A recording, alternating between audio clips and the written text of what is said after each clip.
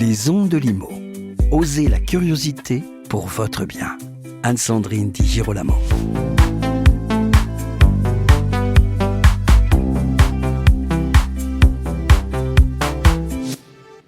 D'ici quelques mois, la loi du 10 juillet 1965 fixant le statut de la copropriété des immeubles bâtis aura 60 ans.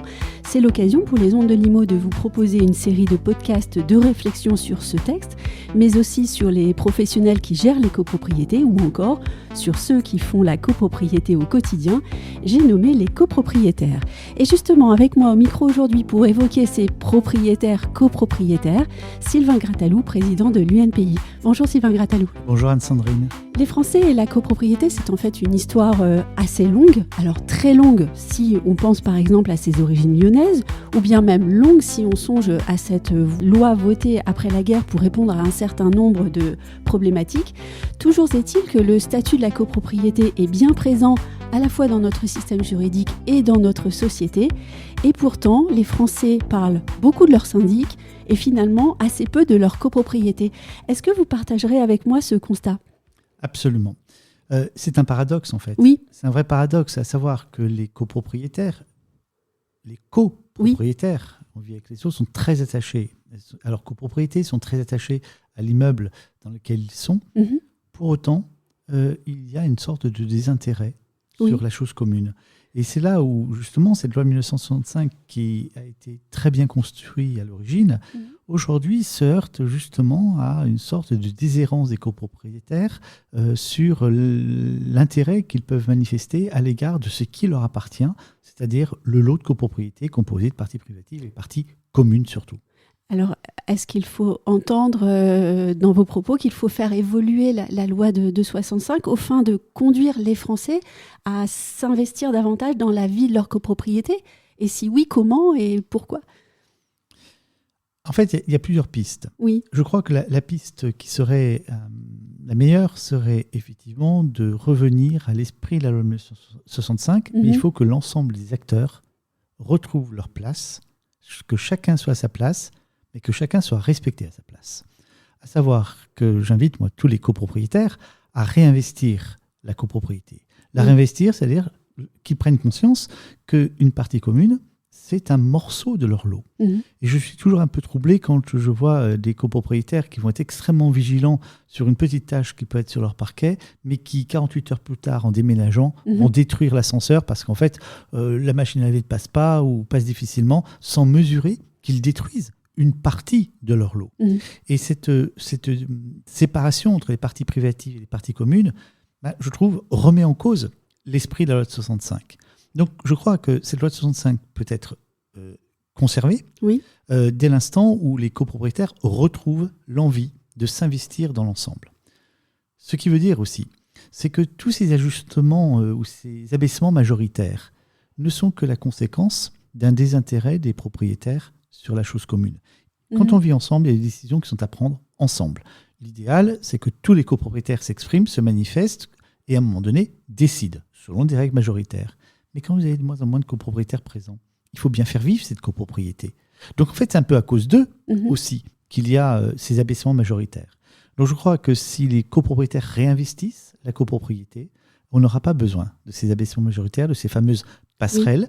Et le syndic ne rouspètera pas en disant finalement je suis embêté parce que je ne sais pas quoi faire, etc. Et je n'entendrai pas finalement mon syndic ne fait rien. Parce que, alors, évidemment, il y a une minorité de syndics qui ne sont pas de qualité comme dans toutes les professions. Mais ce n'est pas cela dont je parle. Ce sont des syndics qui sont désœuvrés parce que les conseillers syndicaux ne sont pas actifs et les copropriétaires absents. Et comme la nature a horreur du vide, bien inévitablement, les syndics prennent une place qui n'est pas la leur, mais que leur laissent bien volontiers les copropriétaires. Et le vote par correspondance accentue tout ça. Oui, en fait, on a un discours qui est cristallisé autour du syndic, alors qu'au fond, on aimerait voir le propriétaire, copropriétaire se responsabiliser. Ça veut dire aussi aller aux assemblées générales, par exemple. Absolument. Mais il faut dire que le syndic reste assez prudent. Mais heureusement, l'UNPI et l'UNIS avons des liens extrêmement forts, donc mes propos ne seront pas mal compris. Mais il faut aussi que le syndic reste à sa place, de façon à laisser aux copropriétaires le soin, eux, d'assumer cette responsabilité. C'est assez facile de prendre une décision en disant finalement, le syndic m'a dit de faire ça. Non, c'est à vous, copropriétaires, de décider. En revanche, pour prendre cette décision, il faut être accompagné par ce prestataire extraordinaire qu'est le syndic, qui est le chef d'orchestre de tous les prestataires. Et oui. Ce n'est qu'un prestataire, mais c'est le grand prestataire. Et il y a une collaboration. Et comme je dis toujours, on pose souvent la question, et à Lyon, dans l'histoire, effectivement, avec les syndics, est extrêmement important, on parle de régie. Combien de fois j'ai entendu la question « Tu connais un bon syndic ?» Et ça montre bien qu'il y a une perte de légitimité du syndic, mais qui est aussi nourrie par des copropriétaires qui sont relativement absents. Mais je crois que les deux doivent se retrouver une forme de responsabilisation et un partenariat qui est un vrai partenariat, mais qui soit responsable.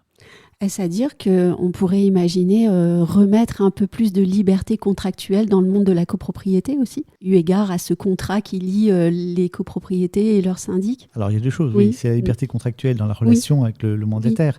Je vois beaucoup plus de transparence. C'est là aussi, c'est un paradoxe, je crois comprendre de la part des syndics qui souhaitent s'inscrire dans une libéralisation des relations, tout en sollicitant par ailleurs un encadrement de leur propre profession, notamment en sollicitant la création d'un ordre, etc. C'est-à-dire se mettre sous le joug de l'autorité publique. C'est tout à fait paradoxal. Donc je crois qu'aujourd'hui, les syndics sont en recherche de légitimité, parce qu'ils n'ont pas de légitimité. Et d'ailleurs, d'une manière générale, les statistiques et les enquêtes montrent qu'il n'y a pas particulièrement de regard bienfaisant et bienveillant à l'égard des syndics, souvent infondés. Et pour autant, remettre davantage de règles entre le mandataire et le mandant va alourdir les choses.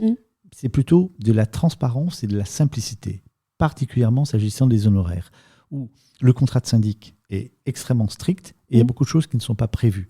Donc les propriétaires ont besoin de savoir précisément ce qu'ils payent, pourquoi ils le payent et quels sont les engagements sur du long terme.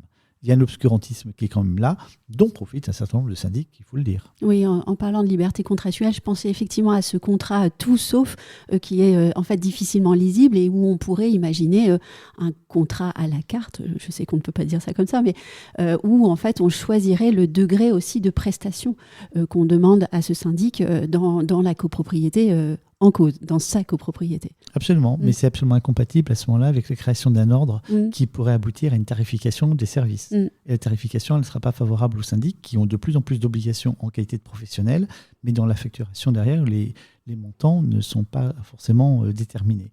Donc c'est là où il faut arriver à trouver cet équilibre-là, et je pense qu'il y a beaucoup de choses qui pourraient être allégées si les copropriétaires reprenaient la main sur la copropriété. C'est à eux de décider s'il faut faire un DPE collectif ou pas. Ce n'est pas au syndic de le faire. En revanche, qu'ils soient renseignés, informés, accompagnés, oui. Mais les copropriétaires doivent prendre conscience qu'ils ne sont pas propriétaires uniquement de leur partie privative, mais d'un ensemble. Et la valorisation de leurs biens, c'est-à-dire de leur lot, passe aussi par une valorisation de ces parties communes. Mais bien sûr. Alors, j'ai une dernière question. Est-ce que les copropriétés sont parfois le théâtre et les victimes de procédures judiciaires à répétition? Comment, selon vous, vous qui êtes le président de l'UNPI, mais aussi avocat, peut-on réduire l'impact négatif de ces procédures sur la vie et les finances des copropriétés? Et je parle ici notamment des copropriétaires procéduriers compulsifs. Alors, les procédures, elles ne sont pas uniquement liées à ces propriétaires. Non, mais je parle de celles-là. Oui, oui. Mais il y a aussi toutes celles qui ne sont pas gérées par des syndics professionnels. C'est un point qui est important. Je crois qu'il faut laisser les copropriétaires le soin de décider selon quelle modalité l'ensemble dans lequel ils vivent est géré.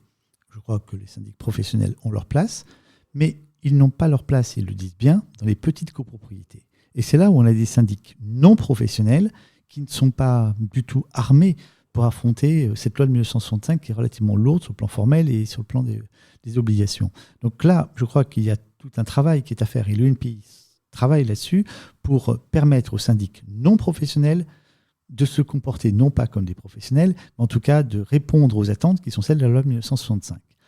Quant à l'autre aspect des copropriétés qui sont en difficulté par des copropriétaires qui sont procéduriers, qui attaquent. Oui, chaque AG, par exemple, chaque année. Mais c'est toute la richesse de la copropriété. La copropriété, c'est un magnifique droit.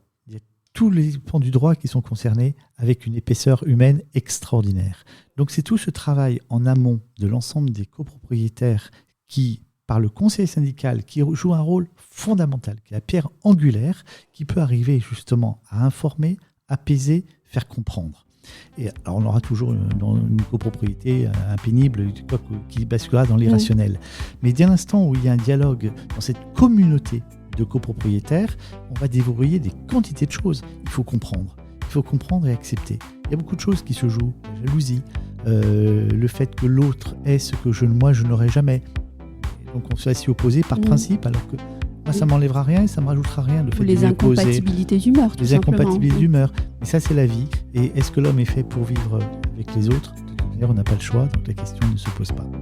Merci Sylvain Grattalou de cet échange qui s'est fait dans le prolongement de la journée organisée par le syndicat UNIS avec d'autres fédérations partenaires. Et vous qui nous écoutez, je vous remercie de votre fidélité. J'espère que ce podcast vous aura été utile et je vous dis à très bientôt. Au revoir Anne. Retrouvez les Ondes de Limo sur ondedelimo.com, les réseaux sociaux et la newsletter.